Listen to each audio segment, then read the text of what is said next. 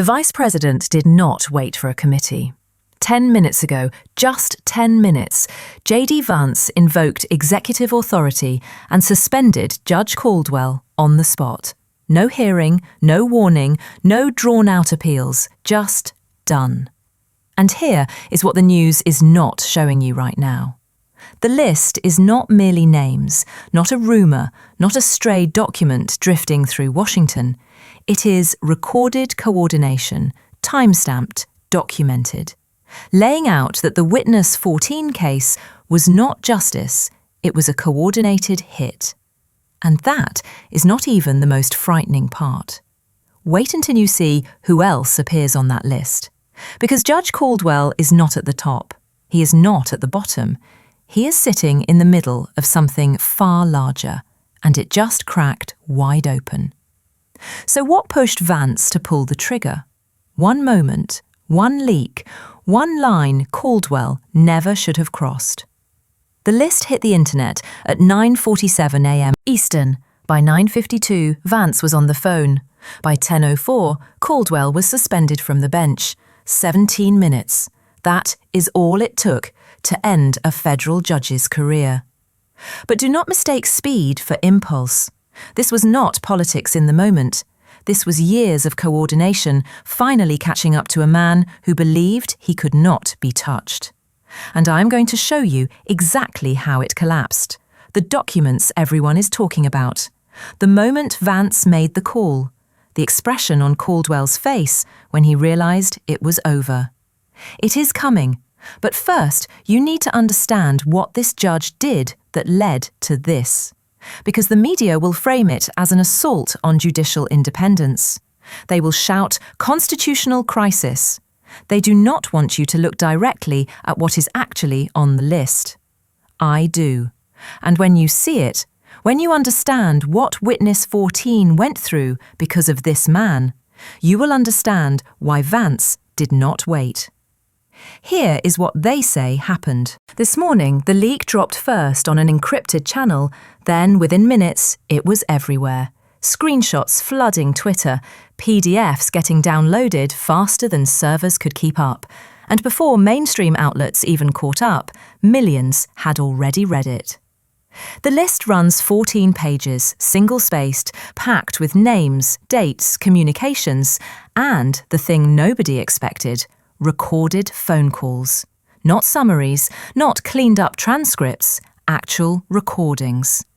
And on page 7 sits Judge Harold Caldwell's name tied to a conversation from March 2023, a conversation about Witness 14. For anyone new to this, Witness 14 was a protected informant in a federal corruption case, someone who came forward with evidence against powerful people, someone who trusted the system to protect them, and Caldwell was assigned to oversee the protective order. According to the list, 3 days before Witness 14's identity was accidentally exposed in court filings, Caldwell received a phone call. The recording runs 11 minutes and 47 seconds. In that call, an unidentified voice, still being analysed, asks Caldwell directly whether he can ensure the filing goes through unsealed. Caldwell responds that these things happen, clerical errors, nobody tracks them.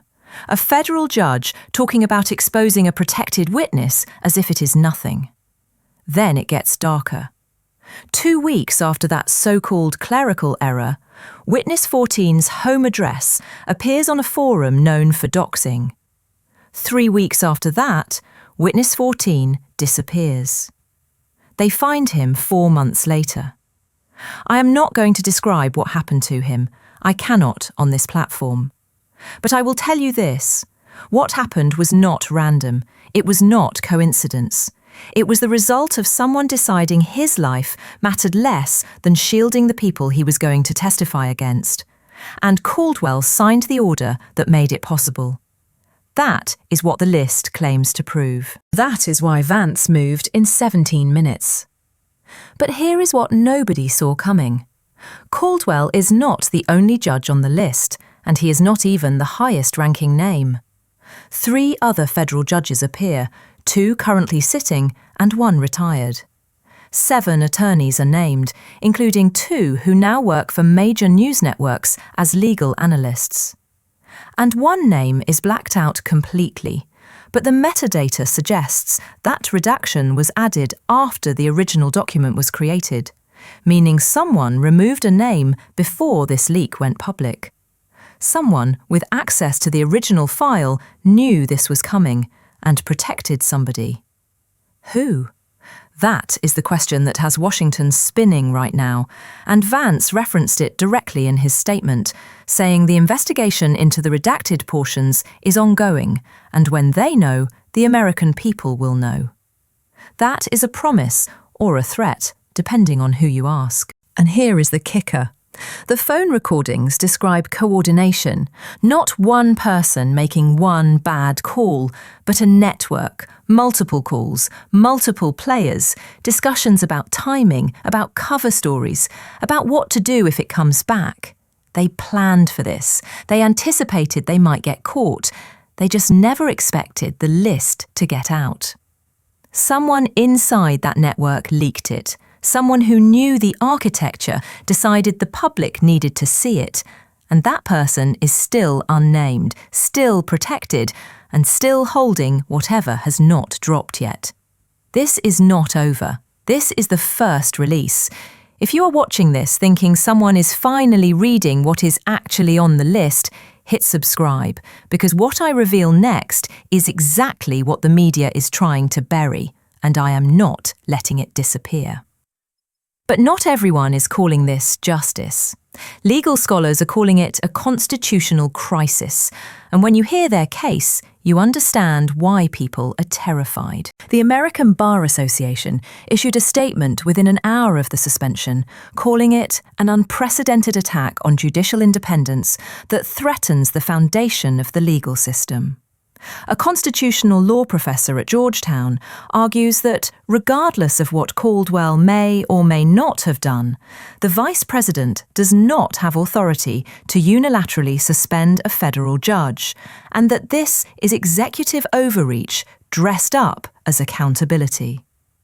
Social media is exploding from the other side too, pointing out Caldwell has not been convicted, has not been charged, and that the list has not been authenticated by any official body. One defense attorney wrote, "The line now going viral, today it is a judge you dislike, tomorrow it is a judge who ruled against the administration. Next week it is any judge who does not fall in line. That is not America. That is authoritarianism with good PR." And here is the uncomfortable truth. There is a process for removing federal judges. Impeachment. The House brings charges, the Senate convicts. It is slow, by design, to prevent exactly what happened today. The Constitution exists for moments like this, one former prosecutor wrote, not to protect the guilty, but to ensure we do not become what we claim to fight. So who is right? Is Vance protecting witnesses and holding corruption to account, or demonstrating what happens when executive power decides the rules no longer apply? Is the list genuine proof of a coordinated criminal conspiracy, or a convenient excuse to purge judges who do not align with the administration? That is the question tearing the country apart right now. And the deeper you dig, the messier it gets. Because this did not appear out of nowhere. Months before the leak, warning signs about Caldwell were there if you knew where to look. In September 2023, an anonymous complaint was filed with the Judicial Council, alleging Caldwell showed unusual interest in cases involving certain defendants, requested assignments, and issued rulings that followed patterns benefiting a specific network of attorneys.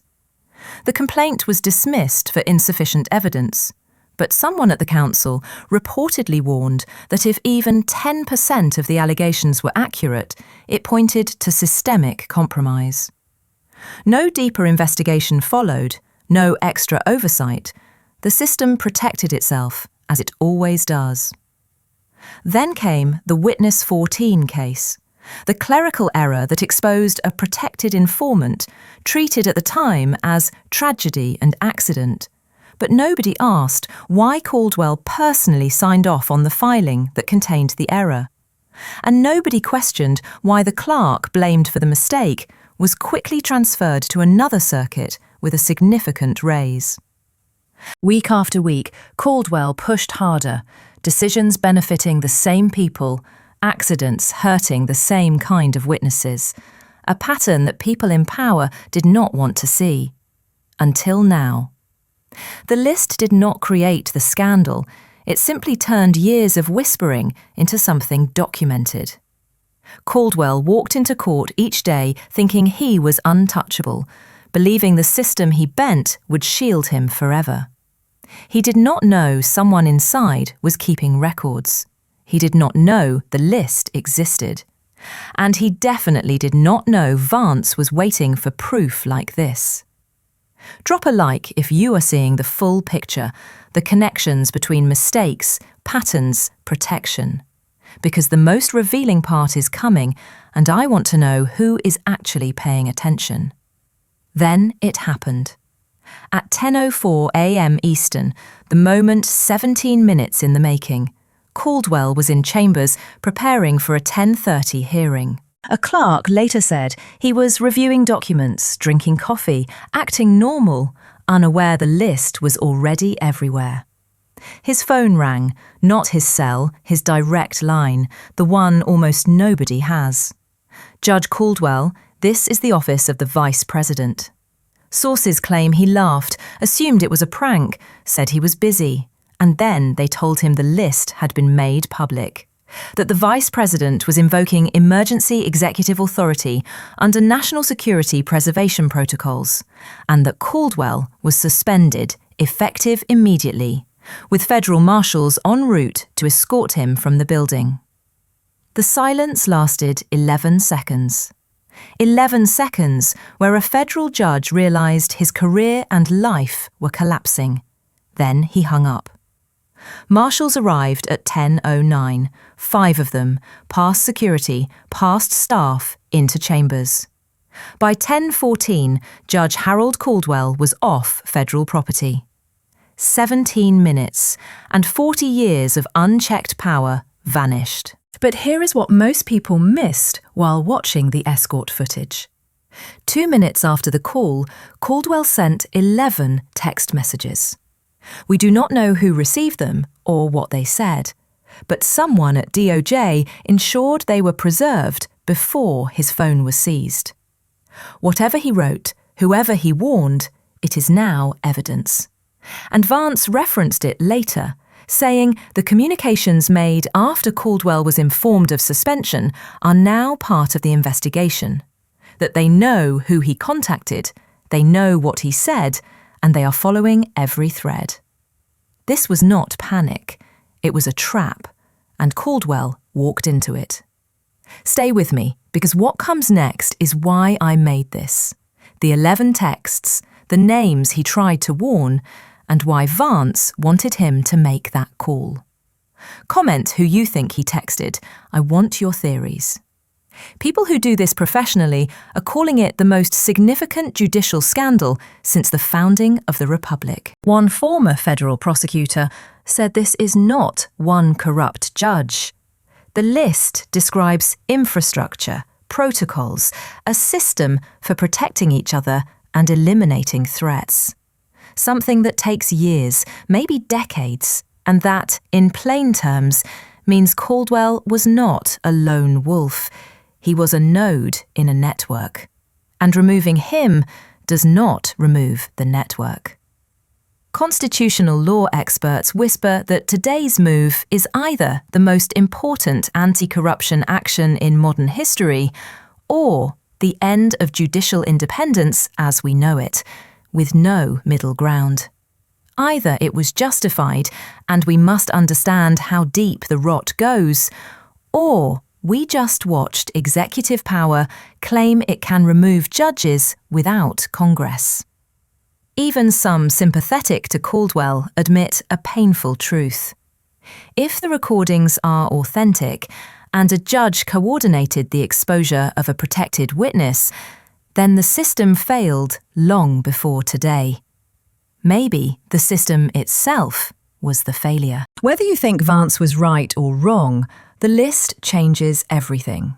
If it is real, protected witnesses everywhere will wonder whether the system can protect them or whether there are more Caldwells ready to sell them out. If it is fake, if it was manufactured to justify removing judges, then nobody on that bench is safe, and no judge who rules against the administration can feel secure. Either way, trust is broken, and we are in uncharted territory. Like this, if it helps you see what is at stake. Not one judge, not one case, but the foundation of how justice functions. Here is what it means right now. Every case Caldwell touched in the last 5 years is under review. Every ruling, every sentence, every decision. More than 2,400 cases, more than 2,400 defendants who may file appeals. And the question shifts from whether a ruling was correct to whether it was corrupted. If you know someone convicted in Caldwell's court, or someone who testified as a witness before him, this affects you. Over the next month, expect emergency hearings in cases Caldwell was scheduled to oversee, reassignment of his docket, and congressional hearings on the list and on Vance's authority. If you follow politics, you are about to see the ugliest fight in years, both sides weaponizing this, both sides claiming they defend the Constitution, and the truth getting buried unless people keep digging. The bigger picture is what keeps people awake. If Vance's action stands, and courts uphold that he had authority to do this, it changes the relationship between executive power and the judiciary. Future presidents and vice presidents will know they can move on judges, a power that did not exist yesterday. If it is overturned, if courts rule it illegal, the list may not matter legally. Caldwell could theoretically be reinstated, and the network could continue. Either outcome reshapes America. And the part nobody wants to face is what happens to those already harmed. Witness 14 is dead. No ruling brings him back. No investigation undoes what was done. His family is watching people debate constitutional theory, while the man they believe helped enable it sits at home waiting for lawyers. For them, it is not abstract. It is whether the system that failed their loved one is finally being held accountable, or whether power will escape again. Then Caldwell made it worse. 2 hours after being escorted out, he released a statement through counsel, calling it a politically motivated hit job by an administration that cannot tolerate an independent judiciary. Claiming the allegations are fabricated, the list is a forgery, and he will be vindicated. Not one word about Witness 14, not one acknowledgement of the family, just denial and blame, the familiar playbook. Then it got dangerous. Supporters mobilised, defence hashtags trended, legal funds launched, media appearances lined up, and threats began. An address of a DOJ official posted, flight records for Vance's family circulated, photos of marshals spread by anonymous accounts. This is not just legal anymore, it is turning uglier. The administration is not backing down. DOJ announced the investigation is expanding to all individuals named or implied in the list, and to anyone who aided obstruction of justice, a direct warning to everyone on those 14 pages. Sources say charges being explored range from conspiracy to obstruction, and in at least 2 cases, accessory to murder tied to what happened to Witness 14. Caldwell thought defiance would rally support. Instead, it sharpened the case for digging deeper. This is escalating, and the question that matters is why now? If the list existed for months or years, why leak today? Who benefits from the timing? With elections in 7 months, confirmation hearings next week, and major cases pending that could reshape policy. Someone chose this moment to blow it up, and coincidence does not explain that. Sources suggest a second leak is coming, something larger, making the current list look like a preview. The redacted name, people who claim to have seen the original, say it is not who you would expect. Not a judge, not an attorney, something else. DOJ quietly increased security for 6 specific individuals. Names not public yet, likely connected to what comes next. And a leak inside DOJ claims Caldwell's 11 texts went to 2 of those protected individuals. Not a warning, a contact, suggesting either real-time coordination or leverage. Either way, something bigger is forming, and when it breaks, today will look like the opening act. Subscribe, because the moment the second leak lands, I am covering it. Here is where things stand now. Caldwell is at his residence under what is being described as voluntary restricted movement. Not formally arrested yet, but marshals are stationed at the property and his passport has been flagged. Vance is scheduled for a full press conference tomorrow at 2 p.m. Eastern to address concerns about executive authority and provide updates. Congressional leaders in both parties are demanding briefings. The Senate Judiciary Committee announced emergency hearings next week. House members are drafting resolutions, some supporting Vance, some condemning him. And here is what is not in any official report. 2 attorneys named on the list have booked flights out of the country. 1 left this morning, 1 is scheduled tonight. Sources claim DOJ knows who leaked the list and is protecting that person, and that the leaker is cooperating because they have more. The next 72 hours will decide whether this becomes the biggest corruption prosecution in American history or collapses into partisan warfare. The clock is ticking. What keeps me up is that Caldwell is at home, defiant, lawyers activated, ready to fight. But stories like this rarely end clean. He sent 11 texts after the call, 2 to protected individuals. But what about the other 9? The redacted name remains hidden, and someone went to real effort to protect that person. Why? What do they know? And there is a rumour, unconfirmed, but coming from a source who has been right before, that one of the other judges on the list is preparing to flip, to cooperate, to testify for immunity. If that happens, everything changes, because that judge knows names, operations, and the full scope of whatever this network was doing. Is Caldwell's defiance real, or is he stalling while someone builds an exit strategy? I do not know yet, but I know this. Whatever happens next is going to be bigger than anyone expects. The question is whether you will be watching when it hits. Because when this breaks, and it will break, I will be here. And something is about to shatter.